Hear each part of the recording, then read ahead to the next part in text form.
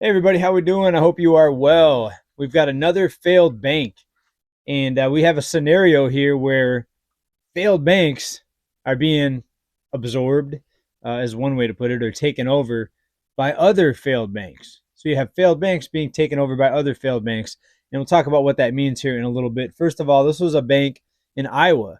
This was Citizens Bank, and this was the first bank in Iowa to fail in a very long time, actually. This was a bank established in 1929. So this bank had been around for a little while. This is the fifth bank failure this year, if you count the ones that happened back in March. And some people say it's not a failure if they're taken over. It's a failure. The bank couldn't survive on its own. It's a failure. It's a rescue, whatever you want to call it. The bank basically is insolvent. But we'll get into some other information that I think is really the big story behind this here. But a little bit more here. The Iowa Division of Banking had about $66 million in total assets, according to the Iowa Division of Banking. Sorry. That bank that failed, Citizens Bank, had $66 million in total assets and $59 million in deposits as of September. Quote, during a joint and ongoing examination of the bank, examiners identified significant loan losses that had not been previously identified by the bank was declared insolvent.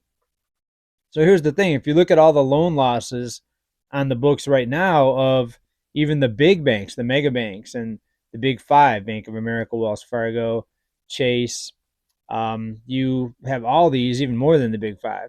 You have all these banks that are underwater right now.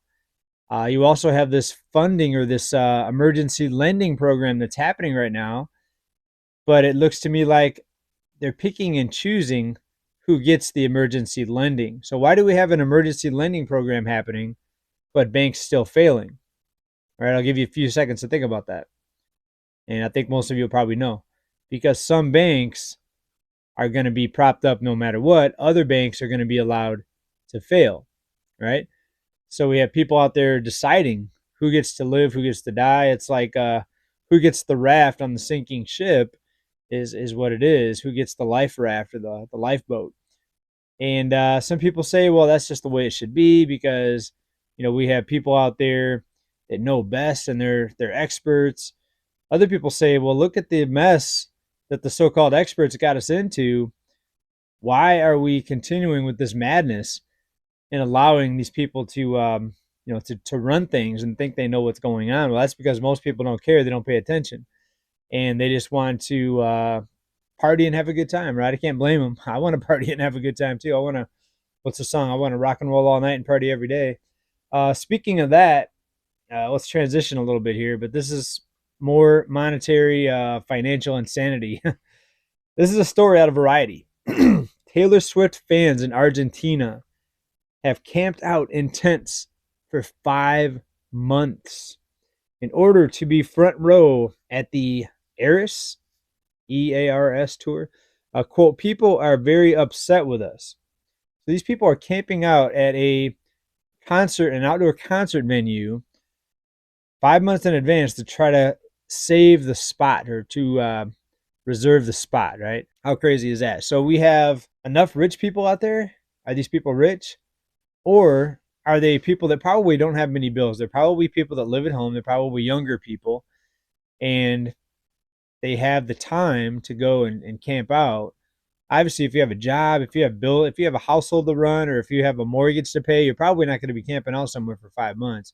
You're probably living at home or on somebody's couch because you have the time and you have the money to spend on.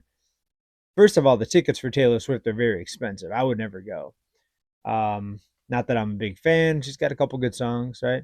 I like going to concerts, but I go to small concerts that cost maybe $5 or $10.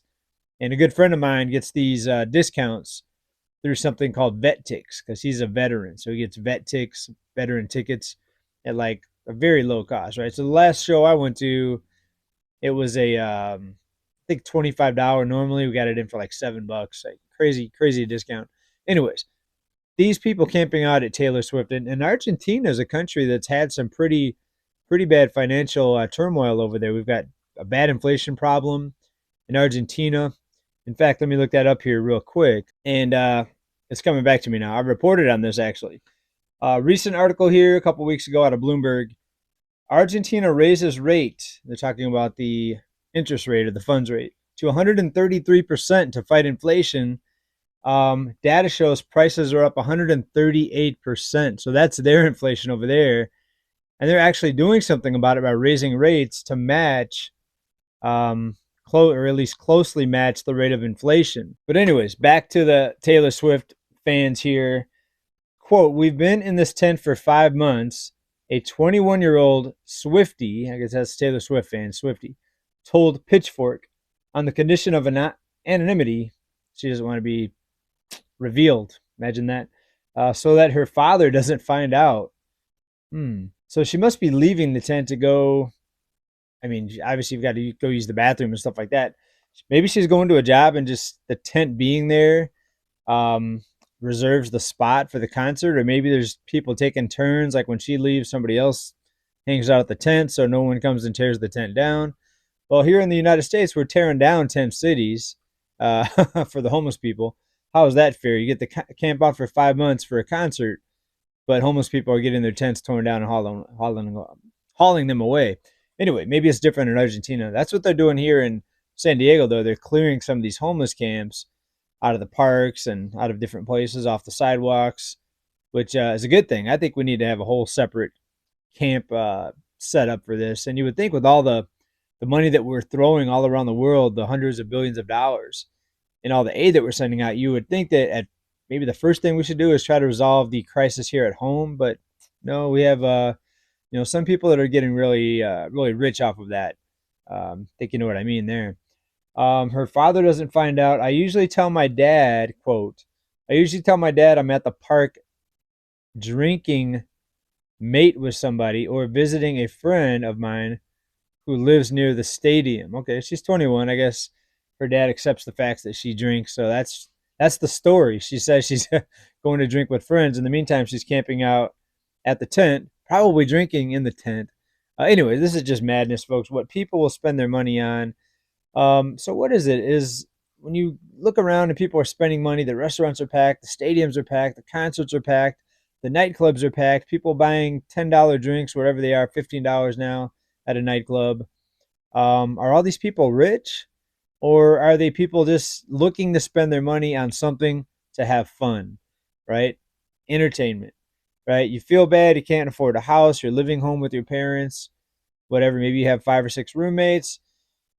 You're not doing so good, right? So what do? You go try to do something to take your mind off of it, to make yourself feel better. And what is that? That's entertainment. To some people, it's eating. Some people, forget the name for it, they binge eat when they feel bad, or depressive eating. Some people shop. Some people shop. Even though they're in debt, they'll go shopping just because they feel bad, and shopping makes them feel better. In this case, camping out and getting the best possible seat for the Taylor Swift show. All right. I've never understood spending a lot of time and money on concerts. To me, every concert I've been to, the recording from the studio always sounded a lot better than the live sound anyways. Right? It's cool to see the live band, and it's loud and it sounds great. It's so loud it moves your body, and you're surrounded by other fans singing along. I get it. It's exciting. To be around people that love the same music, and just the experience is exciting. But as far as the sound quality and the sound of the song, I've always liked the studio recordings better.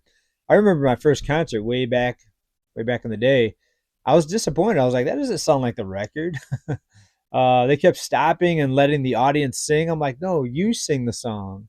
I didn't come here to listen to the audience sing. I want you to sing the song. Anyway, not to digress a little bit into concerts and music, but that's kind of another topic. I should start a whole new channel on that because I like talking about that so much.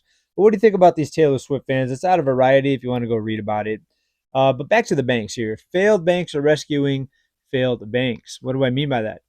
Well, basically, if you look at what's on the books right now with the banks, the underwater loans, and if you look at the amount of loans that they've got on their books that they're hoping or expecting to get paid back, and if you compare that to the amount of deposits these banks have, these banks, every bank out there is insolvent right now. It's only because of laws and regulations, or what some people would say lack of regulations. It's only those things that allow the banks to continue operating the way they operated. And then we can go all the way back to when the dollar was taken off of the gold standard. And you could argue that even if they did have money in the bank to cover the loans, it's not real money. It's all just digits on a screen at this point. So that's why we always urge here to continue to stack hard assets, gold and silver, especially silver. I continue to accumulate silver, not as much as I used to. And people say, well, silver's not going up. Well, it's about $23. And I bought most of my silver between $14 and $17. So to me, $23 silver is very good. I look at my stack that I've got stashed away, and not quite doubled in value, but it's definitely up there, and it's nice to know. And some people say silver is never going to be good for anything. It's just going to sit there. It's nice to look at. I'd say think about long term here. Think about long term. Do you think this system right now, this financial system, the way it is going to continue, or do you think something bad is going to happen? Maybe something will break. Maybe it'll just be a slow collapse into starvation and poverty.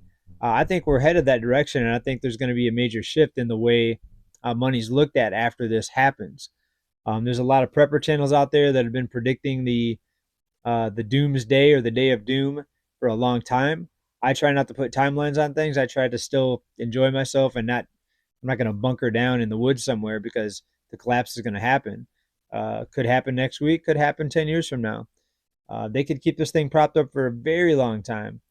Do I think it's going to be propped up for 10 years? No, I think something huge is going to happen. I think part of what we're seeing unfold globally with the wars is just the tip of the iceberg. I think we're going to see unrest, um, a big increase in people breaking in and taking stuff, stealing stuff, the smash and grabs, huge increase in that because of poverty, um, rising prices, more danger out there because of the unrest.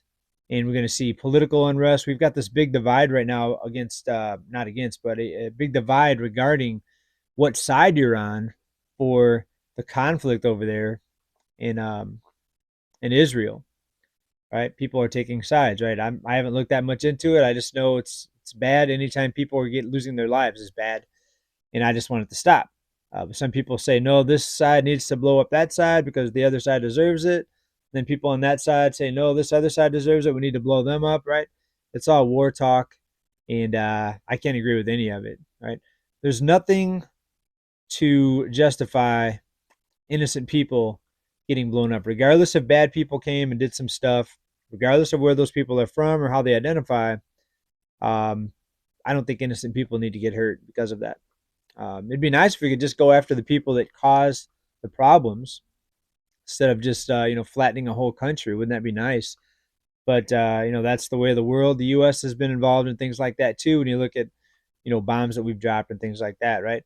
So not to digress too much into to war talk or political talk. It is political talk really, because it's the politicians that decide to do these things to go to war, and the rest of us here are going to be, I guess, paying for it right through our labor. We're going to be paying taxes to fund this. So if you're someone that works, then you're funding war yourself, even though you may not look at it like that. That's what's happening. If you're working and you're paying taxes, then you're funding, these things that are happening globally. And some people say, no, the tax money is already spent. We're just borrowing the money now. I mean, that's true as well. If you look at the amount of money we're borrowing, but I do hear that quite a lot. People say, well, this is our tax dollars. This is our tax dollars. Well, not really. I mean, now we just print it. If we actually had to pay for everything that was being spent, nobody would have any money left because they're spending, I don't know the exact number, but it's thousands of times more than what we're earning if you look at all the spending that happens. And that's only possible because we have a system of money where you can just create it at the click of a button instead of actually having to have something physical to back it up, right? That's why sound money, limitations on money, it's a good thing, right? And you can still get rich and you can still do well off of the current way money's created if you're smart and on top of it. So we talk about investing, trading, those types of things here as well. All right, so you got to look at the big picture. That's just my opinion. Also prepare, have emergency expenses out of the system there, at least 30 days cash food, water, because we see banks fail. We also had some banks that had some deposits that didn't show up when people expected them, and with the number of people living paycheck to paycheck, that's not a good thing. It was Bank of America and a whole bunch of big banks had some pretty significant delays in people's paychecks getting deposited, and people weren't happy about that. Of course, when the moment it hits the bank, people are starting to spend it the same day they get paid because the situation that's happening right now, right? So you're going to see more things like that come up, more blackouts. I think we're going to see darkness, and we're going to see a big outage of some sort. But what's going to come first? Is it going to be civil unrest? Is it going to be society gets locked down again? I mean, what's going to happen? Get ready for craziness, folks. And the bank failure, that's just one symptom of an overall broader madness that's escalating and spreading. All right, everybody, big love. Be on the lookout. Head on a swivel. Be safe out there. Don't want any of my audience getting hurt. And if you're in San Diego, say hi. Everybody, peace. Bye for now.